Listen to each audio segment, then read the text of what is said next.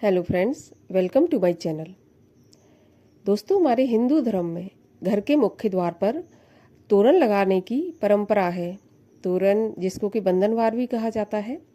किसी भी तीज त्योहार पर, धार्मिक अनुष्ठान पर, जब भी कोई बड़ा त्योहार आता है तब तोरण लगाने की जो परंपरा है सनातन से चली आ रही है।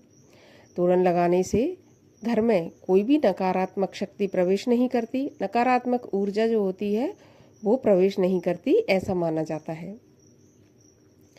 लेकिन हमें जब भी बंधनवार या तोरण लगाएं तो हमें किन बातों का ध्यान रखना चाहिए और कौन सा तोरण लगाना चाहिए शुभ रहता है, आज की वीडियो में इसी बारे में हम बात करेंगे।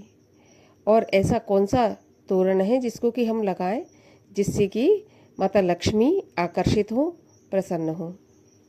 क्योंकि जो तोरण है वो मुख्य द्वार पर लगाया जाता है और मुख्य द्वार से ही सारी जो नकारात्मक और सकारात्मक ऊर्जाएं हैं वो घर में प्रवेश करती हैं। तो वीडियो में अंत तक बनी रहिए और वीडियो अच्छा लगे तो वीडियो को लाइक करिए, शेयर करिए, साथ ही साथ चैनल को भी सब्सक्राइब कर लीजिए। तो देखिए, हिंदू धर्म में सनातन से ये परंपरा चली आ रही है कि घर के मुख्य द्वार पर किसी भी तीज त्योहार पर तोरण लगाना चाहिए, किसी भी शुभ कर्म पर तोरण लगाना चाहिए।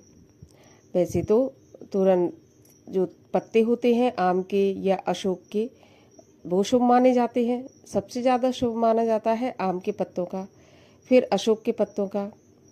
अब क्या होता है कि जब ये पत्तों के तोरण सूख जाते हैं तो इनको हमें बदल देना चाहिए, क्योंकि पत्ते हैं सूखेंगे तो इनको कोई भी अच्छा दिन देखकर हमें बदल देना चाहिए। नहीं तो हमें पूर्णिमा तोरण लगाना चाहिए या फिर हमें एकादशी के दिन लगाना चाहिए। कोई भी एक ऐसा समय या दिन निश्चित कर लें जब हमें दरवाजे पर तोरण लगाना चाहिए।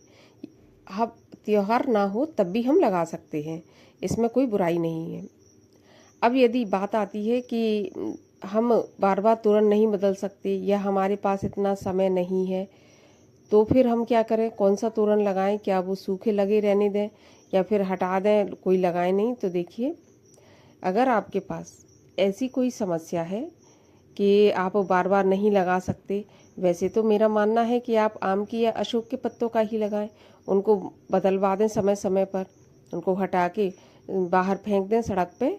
क्योंकि ऐसी चीज़ जो हम लटकाते हैं घर के मुख्य द्वार पर, उसको हम या तो सड़क पर फेंकते हैं या डस्टबिन में फेंकते हैं, इनको विसर्जन नहीं किया जाता। ऐसे ही नींबू मिर्ची भी जब हम लटकाते हैं तो उसको भी हम सड़क पर फेंकते हैं, जिससे कि वो पैरों तले कुचले और जो भी नकारात्मक शक्ति है वो कुचल जाए। तो इसलिए इनको बाहर ही फेंका जाता है। अब मैं बात कर रही थी कि यदि आप ऐसे तोरण नहीं लगा सकते जिनको कि बार बार बदलना पड़े, तो फिर आपको कौन से तोरण लगाना चाहिए? तो देखिए, आजकल बाज़ार में कई प्रकार के तरह तरह के रंग बिरंगे तोरण मौजूद हैं।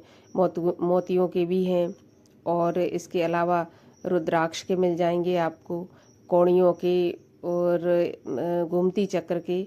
हर प्रकार के तोरण आपको आजकल बाज़ार में मिल जाएंगे।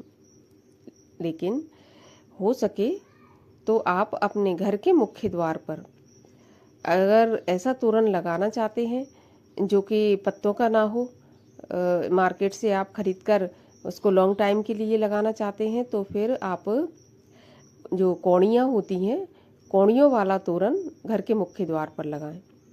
कौड़ी के तोरण से आप जैसा कि सभी जानते हैं कि कौड़ी माता लक्ष्मी का भी प्रतीक मानी जाती हैं। तो कौड़ी जो कि फूटी ना हो, जो साबुत कौड़ी होती है, उसका तोरण लगाना चाहिए। क्योंकि कौड़ियाँ भी दो तरह की आती हैं, एक फूटी हुई आती है जो पीछे से खुली होती है, एक बंद आती है, एक पीली आती है, एक सफ़ेद आती है। तो आप पीली कौड़ियों का तोरण, साबुत कौड़ियों का तोरण अपने मुख्य द्वार पर लगा सकते हैं। इसके अलावा आप रुद्राक्ष का भी लगा सकते हैं और जो गोमती चक्र आते हैं उसका भी आप लगा सकते हैं तोरण।